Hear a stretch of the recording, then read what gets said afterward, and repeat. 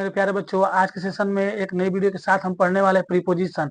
Preposition में जो साथ में स्पेलिंग आती है उनमें कुछ अंतर है। आपको उसके बारे में मैं बताने वाला हूँ। ध्यान से कृपया बोर्ड पर देखिएगा। चलिए देखते हैं। अब यहाँ प्रीपोजिशन, प्रीपोजिशन का हिंदी होता है संबंध सूचक। क्या होता है? संबंध सूचक, यानी संबंध। संबंध का मतलब ये प्रीपोजिशन जो शब्द होता है ये नाउन का संबंध, सॉरी नाउन और प्रोनाउन का, नाउन और प्रोनाउन का संबंध बताता है। कौन? प्रीपोजिशन। अब कहने का मतलब है यहाँ पे बिटवीन, एमांग और एमांगेस्ट, इन तीनों का मतलब, इन तीनों का मतलब होता है के बीच। क्या होता है? के बीच। अंतर क्या है समझिएगा। बिटवीन का मतलब, बिटवीन, बिटवीन का मतलब क्या होता है? के बीच होता है। एमांग का मतलब भी के बीच होता है और एमांगेस्ट का मतलब भी के बीच होता है। कुछ इसमें अंतर है। बिटवीन का मतलब के बीच कब होगा समझिएगा, जब कोई वस्तु, जब कोई वस्तु किसी दो वस्तु के बीच में हो, जब कोई वस्तु किसी दो वस्तु के बीच में हो तो क्या लगाते हैं? बिटवीन। सेंटेंस जैसे राधा, राधा मोहन और Sohan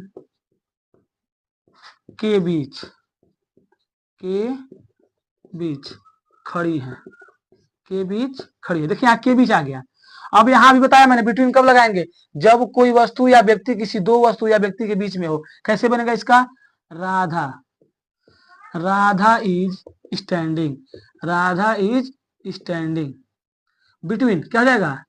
between, between Mohan and Sohan, Mohan and Sohan. यहाँ पे बिटवीन क्यों लगाए हैं? क्योंकि कोई वस्तु व्यक्ति है किसी दो वस्तु के बीच में खड़ा है, चाहे बैठा है, कुछ भी है, वहां पे क्या लगेगा?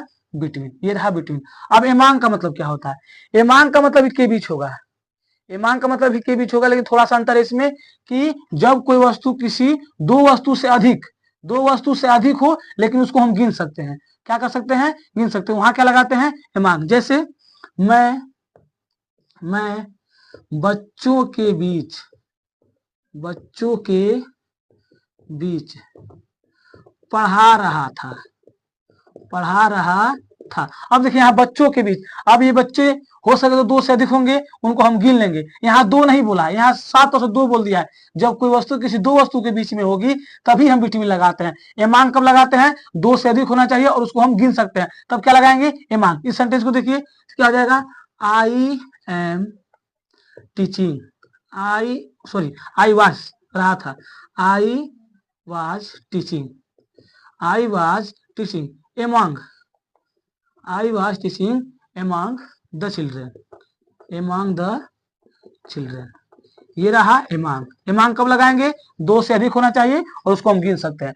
अब थोड़ा सा अंतर है एमंगेस्ट, थोड़ा सा अंतर है इससे। अब यहाँ पे हम गिन रहे थे लेकिन यहाँ पे गिन नहीं पाएंगे। ऐसा कोई वस्तु हो किसी वस्तुओं के बीच में हो लेकिन उस वस्तु को हम गिन ना पाए, तब क्या लगाते हैं? एमंग। जैसे तारों के बीच, तारों के बीच चंद्रमा, चंद्रमा चमक रहा था, चमक रहा था। अब क्या हो जाएगा?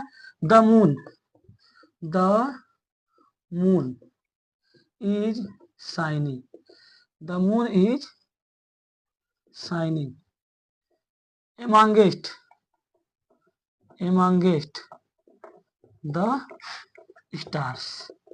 आ जाएगा स्टार्स, सॉरी स्टार्स। चलिए फिर से देखते हैं। एट और आन, एट और आन का दोनों का मतलब क्या होता है? पर। अभी मैंने पीछे पढ़ा एमांग, एमांगेस्ट और बिटवीन, तीनों का मतलब होता है के बीच। उसी तरह एट का मतलब भी पर और आन का मतलब भी पर। अंतर क्या है समझिएगा। देखिए आन, ये पोजीशन देखिए, पहले ही बोल दिया प्री पोजीशन। पोजीशन का मतलब किसी वस्तु का पोजीशन। अब यहाँ देखिए ये कोई वस्तु है, ये वस्तु कोई, उसके ऊपर कोई वस्तु है। आन कब लगाते हैं? जब कोई वस्तु किसी वस्तु के ऊपर हो और स्पर्श कर रही हो। क्या कर रही हो? स्पर्श का मतलब छू रही हो, तो उस अवस्था में हम क्या लगाते हैं? आन। क्या लगाते हैं? आन। कहने का मतलब सेंटेंस कि मेज पर, मेज पर एक किताब है, मेज पर एक किताब है।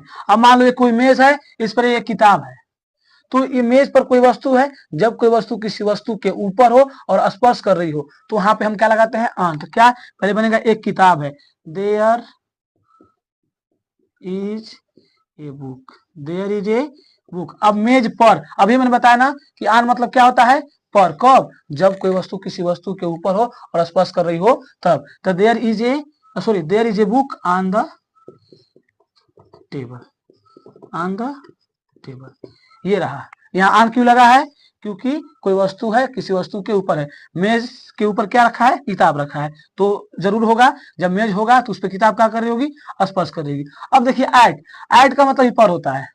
एट ऐसे डायग्राम समझते हैं। एट, जब कोई वस्तु किसी वस्तु के अगल बगल, इर्द गिर्द कहा जाता है, अगल बगल हो क्या लगाते हैं, एट लगाते हैं। क्या लगाते हैं सर, एट। कैसे, जैसे मैंने बोल दिया, मैं दरवाजे पर खड़ा हूं, मैं दरवाजे पर खड़ा हूं, तो क्या हो जाएगा, I am standing, I am standing at the door, at the door. क्यों, सपोज करिए ये दरवाजा है, ये क्या है, दरवाजा है, तो दरवाजे के अगल बगल में खड़े होते हैं हम लोग, यहाँ तो खड़ा नहीं होंगे। अगर यहाँ खड़े होंगे, अगर स्पर्श कर रहे हो तो स्थिति क्या आ जाएगी, आन वाली। लेकिन हमको लगाना क्या है, एट। क्यों, दरवाजे पर कोई खड़ा नहीं होता, दरवाजे के इर्द गिर्द यानी अगल बगल खड़ा होता है, इसलिए वहां पे क्या लगा देंगे, एट। एट माने पर कब होगा, इस स्थिति में।